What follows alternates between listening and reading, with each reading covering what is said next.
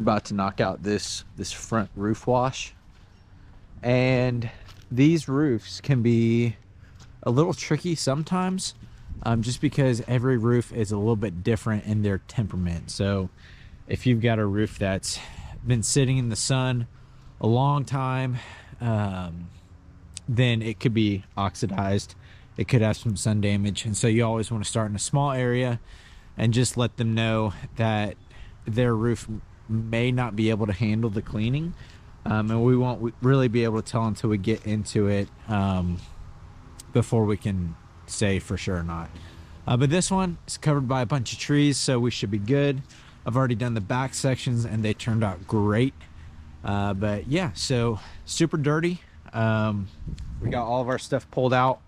The other thing you'll want to do, bag the downspouts, get those all covered up, start pre-rinsing all of the vegetation, all the gutters, all the wood features. This is a log home, so we're just hitting the sides of the home as well. Just covering all of our bases with that water. Once all that is done, we're just gonna blow all the leaves off of the roof, and then you can start applying your soap on there, and it is gonna be super quick, super easy. It should turn out great. So in some situations when the roof is not this bad, you can just downstream it or use your X-Jet to clean it off. It's less strong, less harsh on the roof, and you want to try those options before you go straight to just soft washing it. So make sure you do that. You'll also want to make sure that you've got your respirator, your gloves, and your eye protection. So the setup for this job, basically I've just got my dipstick in our chemical tank here. I've got this pulling about 8% SH. That's my batch mix for this roof. It's really cold out, as you can tell. It's fall time. Got this all pulled out, got my chemical hose out. I've got my pressure hose pulled out. Just coming out here. It's all nicely organized in the front of the yard here. Just covering all the bases, man. And so that's pretty much it. I'm gonna get started and I'll show you the afters.